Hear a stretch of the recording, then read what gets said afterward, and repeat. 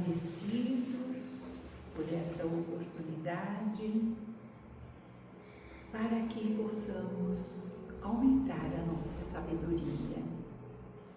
Esta oportunidade de estudarmos as lições de Jesus, ajudando no nosso despertamento, ajudando a nossa consciência também estar mais desperta. Obrigada aos nossos mentores, obrigada a esses espíritos amorosos que vieram antes de nós e nos deixaram tantos ensinamentos valiosos. Que Jesus possa nos abençoar e nos harmonizar. Que assim seja. Então, continuando, a liçãozinha hoje é mudança. Música. Dulce.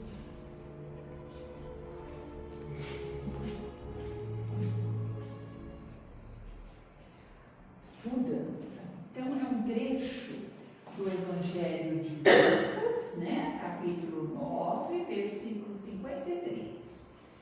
Mas não o receberam, porque o seu aspecto era como de quem ia a Jerusalém. Aí nós vamos entender o que é, né? Os samaritanos não receberam Jesus com seus discípulos. Nós vamos entender melhor. Primeiro vamos entender o que é mudança. O que é mudança? Eu fazer alterações, modificação, transformação, pode ser física ou moral, né? Modificar, mudar, transformar, variar, trocar, substituir, remodelar, converter, metamorfosear. Aceitar a mudança pode ser um desafio, mas é uma habilidade. Então, é fácil mudar, mas a gente muda, tem que mudar, acontece, as mudanças acontecem. Diariamente estão acontecendo as mudanças no nosso corpo, né? Uma árvore, a natureza também tem muitas mudanças, mas não é fácil, né? Depende de cada um, os mais resistentes, os menos resistentes.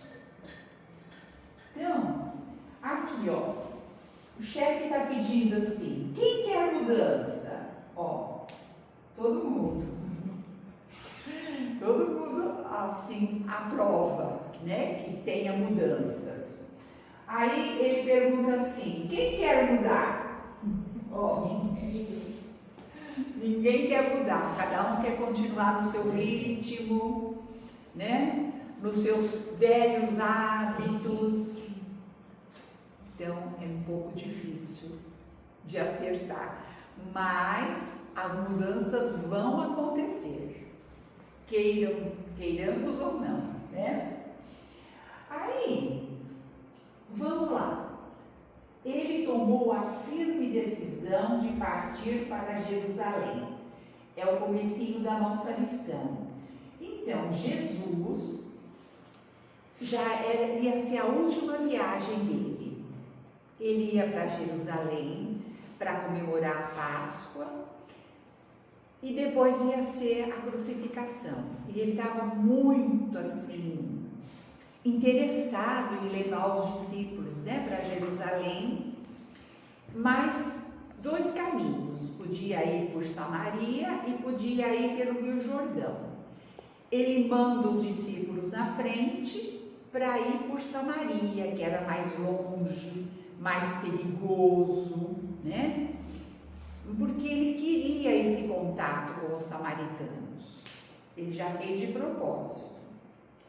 Então, vamos ver. Salomão foi o rei de Israel entre os anos 970 e 930 antes de Cristo. Então, ele veio bem antes de Jesus. A sua grande obra foi a edificação do primeiro templo de Jerusalém. Após a morte do rei Salomão, o reino foi dividido em dois. o reino do norte, que ficou sendo Samaria, e o reino do sul, Judá. Os povos estrangeiros foram então instalados na região de Samaria, e houve casamentos mistos, o que, segundo os judeus, contaminou a pureza étnica e religiosa dos samaritanos. Então a gente sempre ouviu falar que os samaritanos e os judeus não se davam. Uma das causas foi essa daí, da divisão, né? Depois da morte do rei Salomão. Então um pouco foi para Samaria, as tribos se dividiram. E aí eles começaram a achar que, como os samaritanos se misturaram com estrangeiros, que eles não eram mais puros. Então, os judeus não gostavam dos samaritanos por causa dessa mistura. Uma das causas. Os samaritanos aceitavam apenas o Pentateuco. O que é o Pentateuco? Os 5 primeiros livros da Bíblia, como escritura sagrada. Um grupo étnico religioso tem uma forte conexão com o Monte Gerizim, onde acreditam ser o local sagrado escolhido por Deus para adoração. Eles afirmam que essa prática remonta aos tempos de Moisés, com o mandamento de adorar na montanha. O monte é palco de suas cerimônias religiosas, incluindo o sacrifício da Páscoa, que ocorre ao entardecer na véspera da Páscoa, onde se reúnem para celebrar com vestes brancas. Então aqui falar um pouquinho sobre os samaritanos. Os samaritanos seguiam muitos ensinamentos de Moisés. E fizeram esse Monte Gerizim um lugar, um templo para eles fazerem a oração. Como a gente vem assim no centro espírita, eles tinham os templos, né? Mas os judeus iam do templo de Jerusalém, comemoravam as festas, a Páscoa, né? Pentecostes. E aí outra diferença, que os samaritanos ficaram separados no Monte Gerizim, não iam lá para Jerusalém para comemorar junto com os judeus. Comemoravam muito na base dos 5 livros e baseado nos ensinamentos de Moisés. Jesus chegou para aperfeiçoar os ensinamentos de Moisés, não que eles não foram válidos, mas Jesus veio para semear o amor, né? Moisés era muito mais assim, rígido, dente por dente, olho por olho, que foi necessário também. Então, seguindo. Aí, mas não o receberam, porque o seu aspecto era como de quem ia a Jerusalém. Jesus manda os discípulos na frente, né, para arrumar hospedagem, e os samaritanos não o recebem. Olha aqui, relata a rejeição de Jesus e seus discípulos por um povoado samaritano. O motivo da recusa foi o fato de Jesus estar a caminho de Jerusalém. E os samaritanos tinham uma relação tensa com os judeus daquela cidade. O que eles iam fazer em Jerusalém? Eles iam buscar Deus, eles iam buscar ajuda espiritual. Como a gente vem na casa espírita, o outro vai na igreja católica, o outro vai, cada um buscando Deus, né? Como se sente melhor. E aí, os judeus também não aceitavam de ir lá em Jerusalém. Jesus envia os mensageiros à frente para preparar a hospedagem, mas os samaritanos se recusam a recebê-los. Jesus sabia de tudo isso, né? Ele sabia que tudo isso ia acontecer. Tiago e João, Indignados com a rejeição, propõe a Jesus usar o poder divino para destruir a aldeia samaritana, pedindo que desça fogo do céu. No entanto, repreendeu seus discípulos e disse que o Filho do Homem não veio para destruir vidas, mas para salvá-las. Diante da recusa, Jesus e seus discípulos seguem para outro povoado. Aqui, existe uma lenda que tinha que ter essa lei de hospedagem. Tinha essa lei, não é lenda, não é agora que é a lenda. Existia essa lei de hospedagem. Eles tinham um tipo de quarto a mais, um anexo, porque era tudo longe, 130 quilômetros, 120, eles demoravam 4, 5 dias, né? E aí eles tinham que ir parando. Então, era uma lei que era obrigatória a hospedar os peregrinos. E a lenda é que quem não hospedasse ia descer fogo do céu, né? Por isso que Tiago e João me falam assim: vamos que desça fogo do céu. Eles queriam que acontecesse, né? Jesus quer isso? Lógico que Jesus não ia aceitar essa ideia, porque Jesus quis mostrar para eles que respeitassem os samaritanos, né? Eles não foram bem-vindos. Jesus não podia ter falado: vocês sabem com quem eu estou falando? Né? Que nem eu falei na novela outro dia. Vocês sabem com quem eu estou falando? Jesus não podia falar assim: você sabe que eu sou o Messias? Não. Ele teve essa experiência com os discípulos para dar exemplo para os discípulos, né? Que tivessem amor, que tivessem respeito. Olha lá, ele não veio para destruir vidas, mas para salvá-las. Então esse foi assim, porque que fala lá, né, no começo, que não foram recebidos pelos samaritanos que estavam a caminho. Aqui é para mostrar que tem dois caminhos, Aqui no Mar Morto desemboca o Rio Jordão. Aqui quase não apareceu o Rio Jordão. Eu procurei um mapa melhor para mostrar o Rio Jordão, mas não consegui. Então eles saíram daqui, não passaram aqui pelo Rio Jordão, que era mais fácil, que era mais perto. Eles foram aqui pelo deserto, Samaria. Daqui até Samaria, até Jerusalém, 140 quilômetros. E aí iam pousar, descansar aqui em Samaria. E não foram recebidos, né? Não foram aceitos pelo aspecto deles de quem ia a Jerusalém.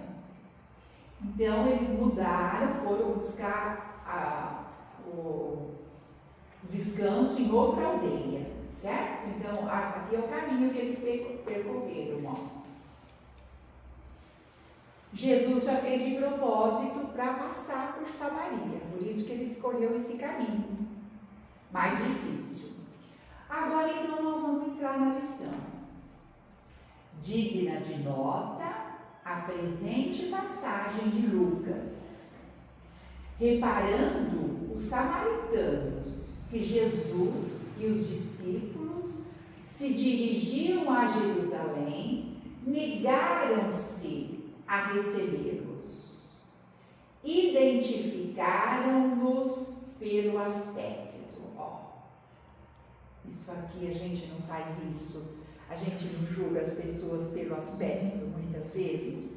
Ou porque tem o cabelo vermelho, ou porque tem isso, ou porque tem tatuagem, ou porque tem não sei o quê. A gente julga pelo aspecto, que é um erro nosso, né? Então, Emmanuel, aproveitando lá a liçãozinha, já está mostrando aqui, uma falha nossa, que a gente faz ainda até hoje. Pelo aspecto deles, eles foram julgados. fossem viajores com destino a outros lugares, talvez lhe oferecessem hospedagem, reconforto, alegria. Então, se fosse outro tipo de viajores, né, aqueles festeiros, aqueles que gostam de festa, de piadas, de alegrias, assim, né, mais materiais, talvez eles teriam sido recebidos. Não se verifica até hoje o mesmo fenômeno com os verdadeiros continuadores do Mestre. Isso não acontece muito até hoje com religiosos, né? O Chico não foi tão perseguido, né? Acontece até hoje, muitos dos nossos trabalhadores de Jesus, em qualquer religião, eles podem ser perseguidos, né? Como Jesus e os discípulos foram. Jerusalém, para nós, simboliza o testemunho de fé. Então, ir para Jerusalém é como se nós tivéssemos muita fé, andar tudo aquilo a pé, né? A gente faria, será? Esse testemunho de fé que os discípulos, que Jesus, andar 140 quilômetros a pé, demorar 5 dias. O pessoal que vai, né? Até a Aparecida do Norte, eles têm, né? A pé. A pé, né? Muita gente faz Ainda, isso. que bom, mesmo, tem. E naquela outra cidade lá? Tem uma outra cidade também. O país lá, não sei se não. Santiago de Compostela. Isso, Santiago de Compostela, isso. Aí o Tom já fez essa viagem aí. Diz que é maravilhosa, só que é muito faz a cansativa. mesma. Então buscar, o testemunho de fé. Mas na realidade depende do que realmente a pessoa está buscando. Está buscando. Senão é a mesma coisa que jejuar. Que fazer um passeio Algo assim. muito extremamente físico, ou para postar. Que realmente. Porque às vezes. O íntimo, né? Porque essa energia gasta, é muito bonito o testemunho, mas o Evangelho é bem categórico nesse aspecto. O que realmente está no íntimo de cada um de nós. Convidando a fazer. Porque algumas pessoas se autoflagelam subindo a escada e Jesus não pediu nada disso. Não. Tem gente que perde as unhas. Jesus pediu para amar. Você não precisa escalar o Everest, né? Sim. Depende. Não estou criticando quem faz, mas não. depende do que a pessoa realmente quer fazer. Isso. Tem razão. Porque a gente vê jejum em muitas religiões, né? É comum isso acontecer. Quem vai para lá sente uma energia, tem a união, mas o que realmente nos toca. E basta que alguém se encaminhe resolutamente a semelhante domínio espiritual para que os homens comuns, desorientados e discutidores lhe cerrem as portas do coração. Então, é só perceber, né, que eu não gosto mais de beber, que eu não gosto mais de contar piada, que em vez de ver novela, eu estou vendo programa espírita. Aí a gente começa a ficar sozinho, as pessoas se afastam de nós. Olha, só fala em Deus, só fala em Jesus, só tem umas conversas chatas, não é? Não tem esses comentários, às vezes? Não bebe mais. Não bebe mais. Então ele fala aqui, é só eu resolver, resolutamente. Quando eu quero mudar, né? Aí eu começo a ser rejeitado. Os descuidados que rumam na direção dos prazeres fáceis encontram imediato acolhimento entre os novos samaritanos do mundo. Então existe ainda os samaritanos do mundo, né? Que aí acolhem essas pessoas descuidadas. Aí vem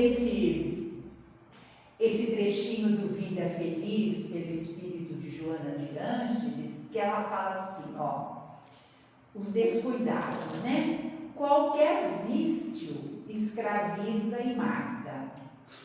Não te vinculados aos chamados aperitivos sociais, ó, que dão margem a lamentáveis processos de alcoolismo, nem adotes a posição de fumante, por parecer-te uma postura distinta e de elegância, mas que conduz às algemas do tabagismo assassino.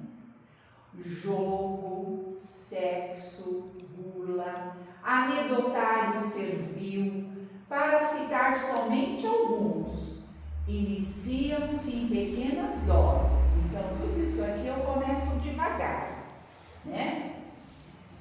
E culminar em cárcere moral quando não em penitenciária comum. Uma vida sadia torna-se ditosa e prolongada, a benefício daquele que assim a preserva. Aqui então são observações da Joana de Ângeles com relação às nossas escolhas, né? Aos nossos vícios, algumas coisas que nós precisamos mudar, né? O convite para a nossa mudança. Aí vem ainda mais, ó, mulheres inquietas, homens enganadores e doentes espirituais bem apresentados possuem, por enquanto na terra, lucida, quer dizer, brilhante assembleia de companheiros, ó. Então a maioria, ó, ainda são esses espíritos equivocados, né? Que se ligam a esses costumes. Todavia, quando o aprendiz de Jesus acorda na estrada humana, verificando que é indispensável fornecer testemunho da sua confiança em Deus, com a negação de velhos caprichos, na maior parte das vezes é constrangido a seguir sem ninguém. Então, quando eu resolvo mudar, eu não vou mais beber, eu não vou mais lá naquela boate porque o ambiente não é bom. Não é que eu não possa me divertir, claro, eu posso me divertir, uma coisa saudável, né? Num ambiente melhor. Aí eu começo a ficar sozinho, eu me sinto sozinho. Mas a gente não está sozinho, porque nós temos o nosso amigo espiritual, nós temos os bons espíritos, né? Que nos acompanham. Então, não faz mal. Como é bonito, né? Eu estava lendo uma reportagem essa semana que os jovens estão cada vez mais indo para retiros espirituais, inclusive no carnaval, que é uma festa mundana com muito destempero e coisas equivocadas, muitas vezes. Quantas vezes, quando você vê um jovem falando que vai, as pessoas falam, retiro? Mas você é tão jovem, Indica, né? como se só pessoas mais velhas pudessem ir para um retiro, rezar. É isso aqui que ele falou, né? A pessoa acordou na estrada humana, né? Despertou para valores espirituais e está fazendo escolhas diferentes, né? Muito bom. Retiro na época do carnaval, sim. Aqui em Sertões tinha Conresp, Comenesp. Tinha sim. É que, habitualmente, em tais ocasiões, o homem se revela modificado. Então, ele está indo para o retiro, por exemplo, como a Giovana falou. Ele está vendo uma nova maneira de ser. Ele está buscando uma nova maneira de viver, mais saudável, né? Mais espiritualizada. Não dá a impressão comum da criatura disposta a satisfazer-se. Ó, entra o devotamento.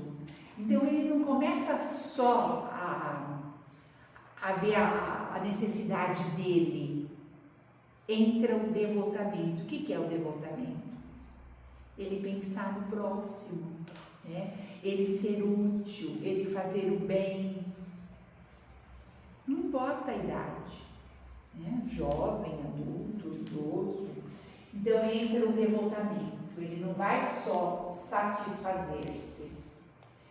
É alguém resolvido a renunciar aos próprios defeitos e a anulá-los, a golpes de imenso esforço para esposar a cruz redentora que o identificará com o Mestre Divino. É fácil. É fácil a gente fazer essas mudanças? Não é fácil, como fala aí, imenso esforço. Então, quantas vezes a gente se pega recaindo, né? Tendo as recaídas. Eu falo, eu quero ter muita paciência, eu quero vou devagar, e de repente você perde a paciência, de repente você está assim, fazendo uma escolha errada de novo, você está voltando a beber, você está voltando a fumar. Então, é imenso esforço, ó, para depois a gente seguir com o Mestre Divino. Não é fácil, né, fazer as mudanças.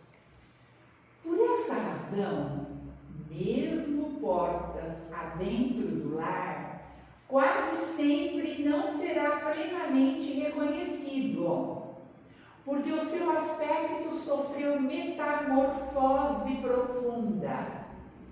Ele mostra o sinal de quem tomou o rumo da definitiva renovação interior para Deus, disposto a consagrar-se ao eterno bem e a soerguer seu coração no grande caminho.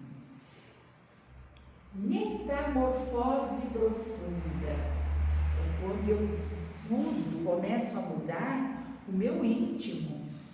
E às vezes no próprio lar, né? O pai, a mãe, você não é mais aquele, nossa, agora só fala do Evangelho, agora só fala de Deus. Então, eu preciso ter coragem para enfrentar essas dificuldades, esses preconceitos, essas críticas, né?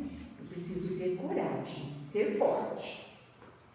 Vai entrar o meu esforço individual. Essa metamorfose profunda é quando eu tenho o meu esforço individual de fazer as mudanças íntimas. E aí, aqui tem alguns exemplos, né? Como que eu posso, assim, facilitar essas mudanças? Tornar, assim, menos penosa. Reconhecer-se como espírito imortal. Então, eu cuidar do meu espírito. Eu sou um espírito imortal. Tudo que eu puder melhorar agora é progresso para mim, é crescimento para o meu espírito. Estabelecer metas. Não é aquelas metas de final de ano, que a gente faz a lista do que quer melhorar e depois chega no final do ano e não cumpriu nada. Metas mesmo, para a gente conseguir, para a gente alcançar do ponto de vista espiritual, né? Não coisas materiais, vou deixar de, né? Enfrentar os vícios comuns. Então, eu começar a melhorar os meus vícios comuns. Oração e vigilância. E o Evangelho no lar. O Evangelho no lar, uma vez por semana, né? Horário, com data. Quando eu faço o Evangelho no lar, o quarteirão todo da minha casa é beneficiado, né? A gente já estudou sobre isso.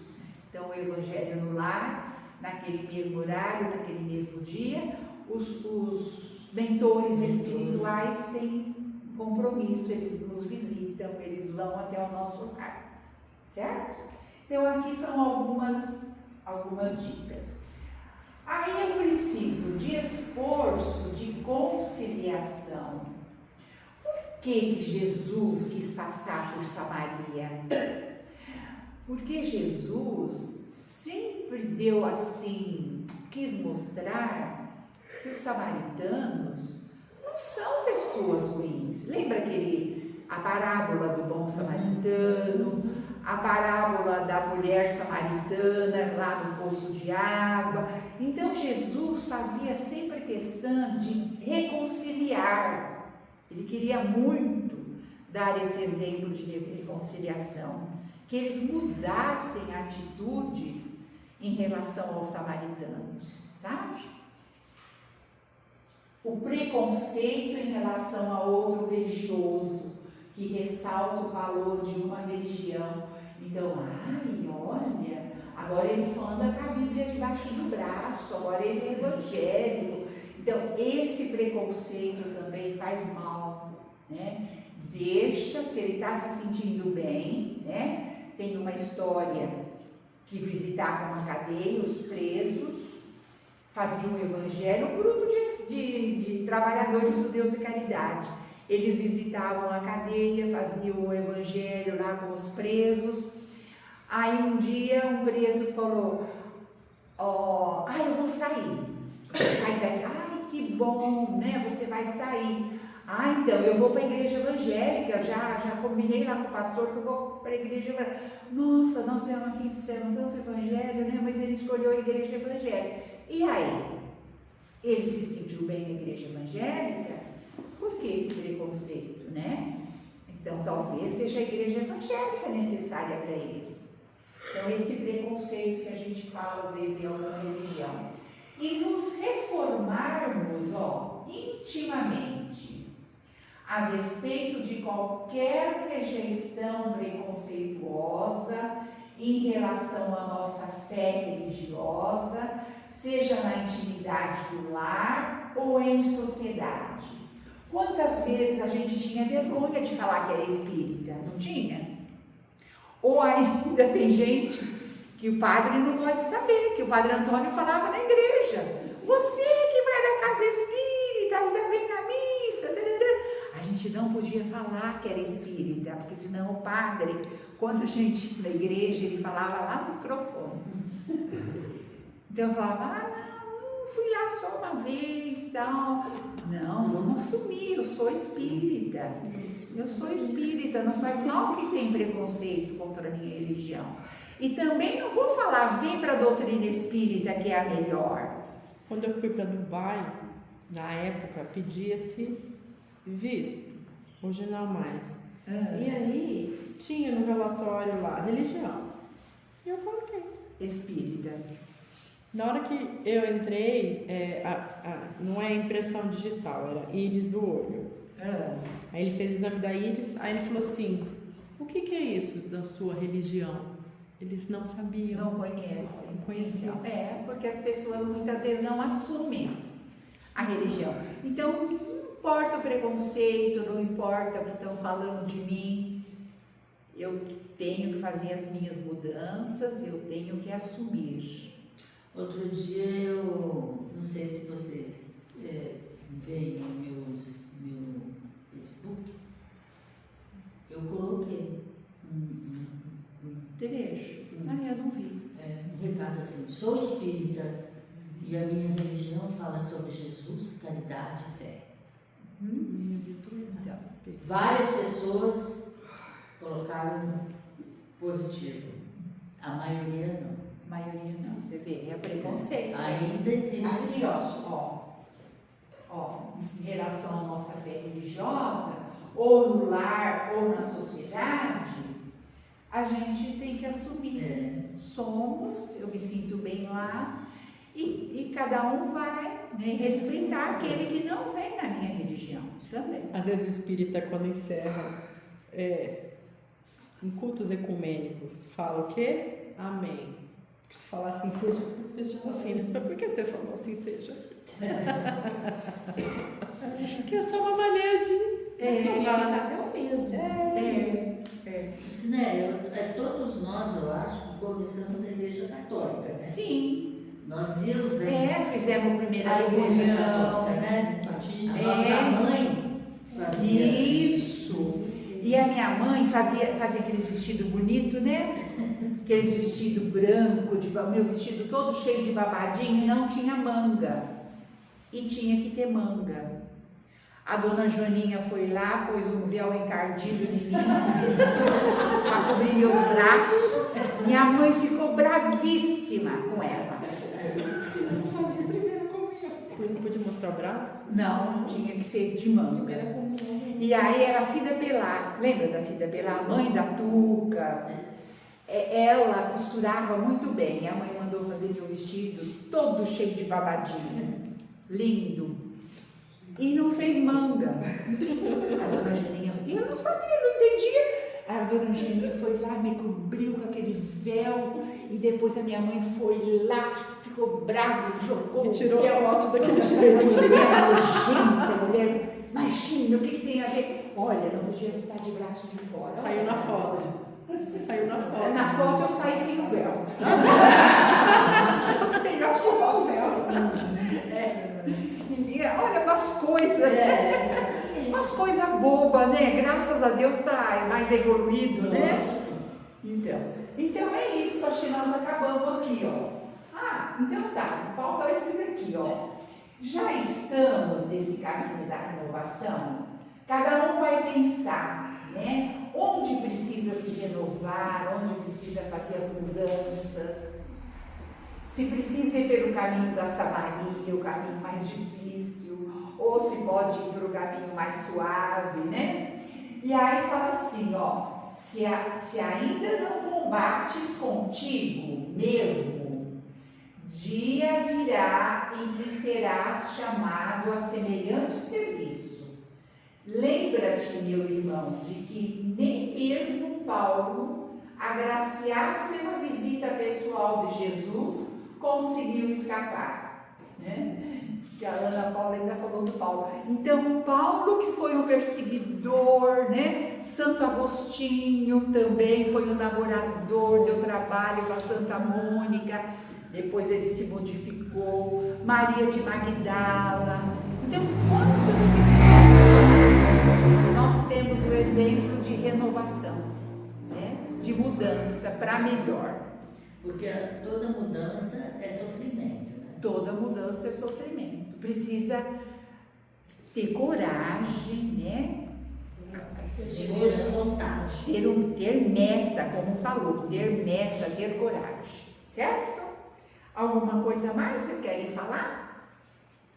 E é importante a gente ter em mente que a mudança que o Evangelho diz é a do Espírito. Porque nós vemos muitos enganos com relação a isso, né? Olha, então eu vou fazer uma promessa para deixar meu cabelo crescer. Isso em nada espiritualiza a nossa existência. Não. É o que vai fazer bem para o meu espírito crescer, né? Vai fazer mal fazer a promessa? Não, mas isso não é espiritualizar, válido, não né? é espiritualizar a existência. Isso. Né? Uma vez a minha irmã fez. Pode falar, Bela.